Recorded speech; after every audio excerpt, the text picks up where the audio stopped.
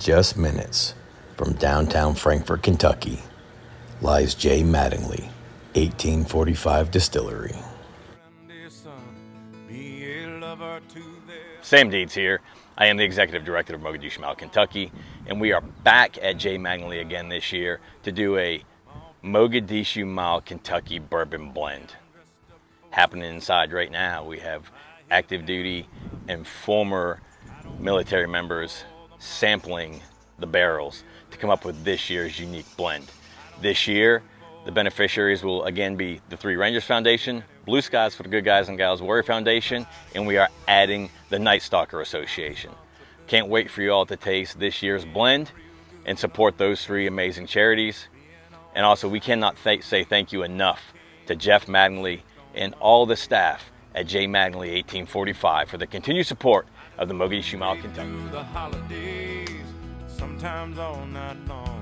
Thanks for having me here, and thank you for allowing me to talk about my son, Captain Matthew Rowland, United States Air Force, who was a special tactics officer, otherwise known as a combat controller, who was killed in Afghanistan on August 26, 2015. Matthew was deployed with the 23rd Special Tactics Squadron in March through August of 2015.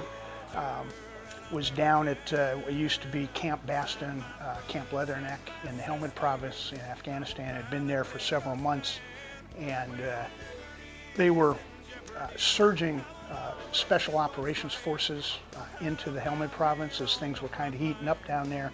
He was embedded with Army Special Forces while he was there. They had been out operating the airfield, bringing in these forces, C-130s, H-60 helicopters, just surging folks into the area. As a combat controller, they controlled airspace, they controlled airfields, and they called in airstrikes, which is basically their function. They had brought in the last load of special operations folks and started back to the compound from the airfield. Because he had been there for several months and knew the way, it was the middle of the night, he said, "Hey, I'll drive the lead vehicle and get us back to the FOB." They cleared 2 Afghan checkpoints. They got to the 3rd checkpoint, and their interpreter exited the bus that they were driving, approached 2 Afghan guards dressed in A&A uniforms. The interpreter, instead of coming back to the bus, cleared the area. One of the Afghan soldiers moved to a belt-fed machine gun. The other one raised his M4 and opened fire on the convoy. Matthew saw what was going on, got on the radio, called out an insider attack to the rest of the convoy, put the bus in reverse, put his foot on the gas, and took several rounds. The combat controller sitting behind him on the bus, Staff Sergeant Forrest Sibley, was also killed at that time. But his actions allowed the bus to swing around so that the Green Beret on the bus were able to neutralize the threat and terminated the attack at that point. There were 2 other wounded Green Beret that were on the bus. One was minor. One took a M4 round to the jaw, which took 14 surgeries for him to fully recover from that. For his actions that night, Matthew was posthumously awarded a Silver Star for valor. So that's kind of the official story, kind of what happened. But you know, at the end of the day, you know, what we have found since from the community, from his co-workers, from his teammates, from his supervisors, was that, and I already knew this, but Matthew believed in what he was doing. He was there for a reason, but we've also found he was pretty darn good at what he did, and he was well respected for it as a team leader of a 35-man team. He was loved and respected. So, what more can you ask for? Started shaking her fist and the eagle will fly. Talk about the Battle of Mogadishu in Somalia in 1993. And everybody, I think, has seen the movie Black Hawk Down. Part of that story that probably isn't told is that there were 3 Air Force members that were deeply involved in that action. And as a matter of fact, were highly recognized. They were Tech Sergeant Tim Wilkerson, Master Sergeant Scott Fales, who were both Air Force pararescuemen, and Staff Sergeant Jeff Bray, who was an Air Force combat controller. Wilkerson was awarded a Silver Star for valor. Wilkerson was awarded an Air Force Cross, the highest award for valor that the Air Force can award. And Scott Fales was awarded a Silver Star along with Jeff Bray. The 2 PJs were part of the CSAR mission that were flown into Mogadishu to provide search and rescue for the downed helicopter.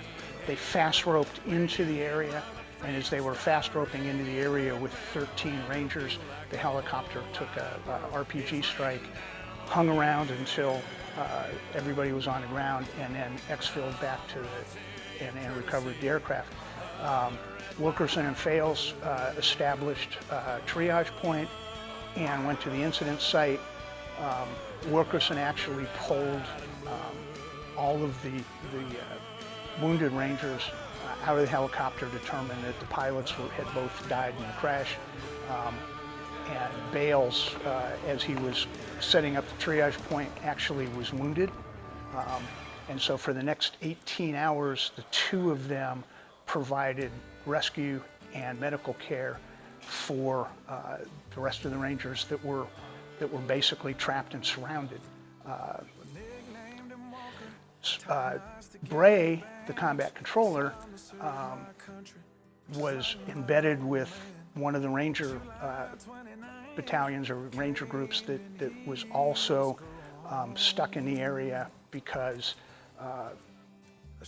the relief columns were unable to reach them. So when night fell, as a combat controller, Bray set up strike runs for the helicopters coming in, set out infrared signals that could only be seen for the air, and called in airstrikes through the night. And actually, his citation said that he redefined danger close. He had helicopters striking within 15 meters of where the Rangers were defending themselves. His actions really saved a lot of lives, put a lot of fire down on the Somalis, and protected the folks on the ground until rescue could reach them. Your sacrifice will not be in vain. My name is Matthew Bradford. Last October was the first time I did the Mogadishu Mile. It was truly an honor, like looking back on, right after 9/11 and when the movie Black Hawk Down came out, to kind of, first start my, wanting to join the military was watching that movie, and then kind of, going a little more in depth and reading the books and, meeting Michael Durant and some of the pilots from Mogadishu and the battle. It was truly an honor to go out there, and our whole part of joining the military, it's like we do it for our brothers to our left and our right, and our sisters to our left and our right. It's not for us, and it gave you that extra motivation and that drive to go out there last October and to participate and know that you're doing it something for way greater than yourself. And it was truly an honor, and I look forward to doing it this year, and I encourage a lot of people to do it as well. They were soldiers, airmen, My name's John Holt. It's an honor to be here to take part in this Night Stalker blend, part of the Mogadishu project. I had the honor of serving with the 160th back in 2013 to 2016. I met a lot of great people there, and they deserve recognition for what they do, even though they won't ask for it. So, appreciate your time. I just wanna say thanks. Gravestones that don't have a name on Memorial Day.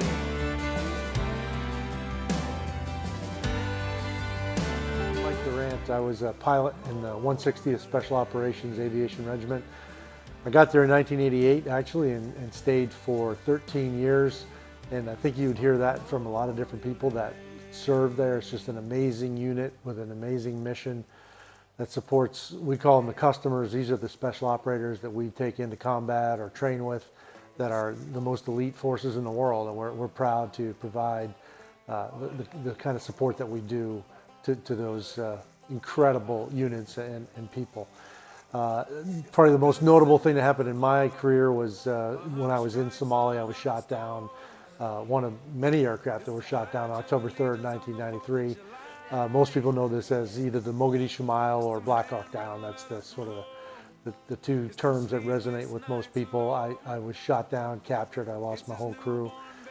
And then Randy Sugart and Gary Gordon, Delta Force operators, came into our site to try to defend us for as long as we could, and unfortunately they were killed as well and posthumously awarded the Congressional Medal of Honor. At the time, that had not happened for almost 25 years. It had been since Vietnam. So this was a very significant military event. Tremendous courage by a number of people that kept this from being worse than it was. It already was a terrible tragedy in terms of the losses, but if not for the enduring resolution of everybody involved to fight for their comrades, it would have been a lot worse. And I think that's the essence of the Special Operations community, and the Night Stalkers are a big part of that. Is, we are committed to each other. It's a brotherhood that doesn't exist really anywhere else that I've seen in my life, and just proud to have ever served in that unit. And we've made this blend here to pay tribute to Night Stalkers, both current and prior, certainly those who fell in battle. Because we're all part of what made the organization what it is today, and it's absolutely amazing. So thanks to Jay Mattingly for bringing us in and letting us have this opportunity to create this amazing blend, and we hope you all enjoy it. But if you knew him, you would understand. He was raised on how to be brave, just to see the flag still wave, and then he came home. I serve with the memory and pride of those who have gone before me, for they love to fight, fought to win, and would rather die than quit. Night Stalkers don't quit. For these stars and stripes, staying on these front lines, he'll pay the ultimate price, lay down his life, Mr. Red, White, and Blue, for these stars and stripes. March in line, march in line. Hey. Hey.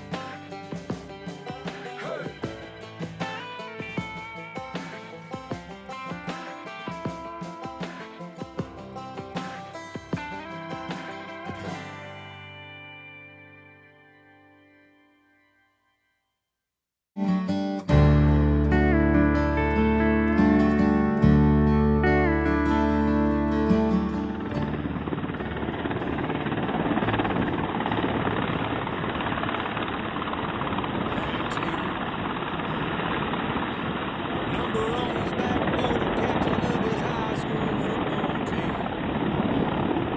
Took his son away to state, had a scholarship to play down in Tennessee. Said he could run, he could duck, he could throw, he could go like you never seen. 19. But on the day those twin towers came down, his whole world turned around. He told them all, y'all, I can't play ball, there's a war on now. So he walked right down with a few good men and he joined the Marines at 19.